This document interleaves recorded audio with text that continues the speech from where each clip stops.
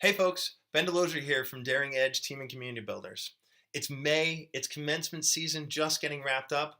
You're closing up your residence halls, and already I know for folks in student affairs that means you're already thinking ahead to the next school year.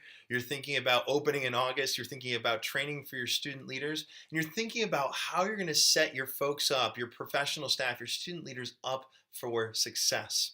And one of the things that I've consistently heard from folks that are leaders in student affairs, whether it's residence life, whether it's orientation, student activities, Greek life, is this piece where people share, Ben, when we kick things off, our students are all in. They're stoked. They're ready to change the world, and they want to bring that to their peers. And we love it. We see how amazing our student leaders are.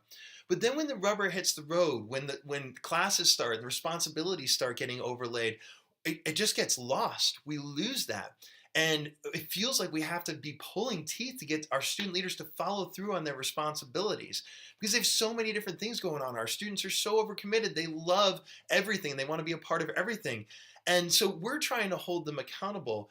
And we're often feeling guilty. It's like, oh, they're student leaders, they have this, they have that, but we also need this to get done. And so you end up in this place of feeling conflicted, but at the same time knowing this needs to get done. This is an expectation we need you to follow through on.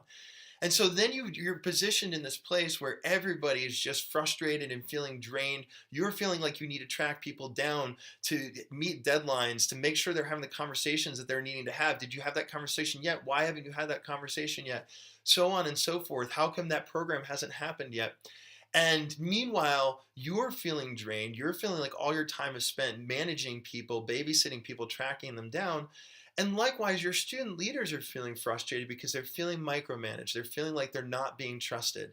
And oftentimes they're feeling guilty, like they're not able, like they're not good enough and they're not able to follow through. And so everybody just ends up, mid-semester, even before even midway through the year, just exhausted. And so the question becomes, what do we do about this? How do we capture the engagement of students? And most specifically, the thing I want to be honing in on right now with what we're going to step into, this is going to be a 5-part series. And I'm calling this the 5 steps to gaining the all-in investment and follow-through of Gen Z leaders in 2018.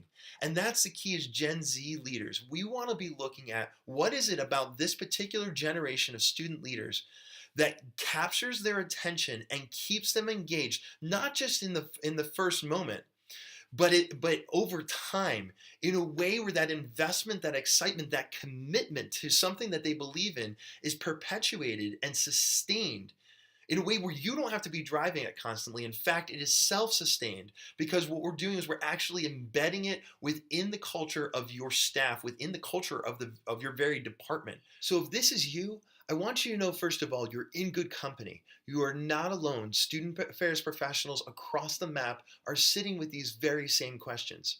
And if you believe in your student leaders, if you're committed to finding new ways to capturing their engagement, to understanding how they're motivated, to understanding where the overlap is between you and them, as you look to create an environment and a space where new students can come in and feel like they're able to experience new capacities and understandings of who they are and who they want to be in the world because of the space that you and your student leaders are holding for them, then this is the video series for you. I'm looking forward to seeing you over the next 5 videos. Stay tuned, because there is a 5-part series, and I'll look forward to seeing you in step number 1. We've got great information here and we've just started. See you there.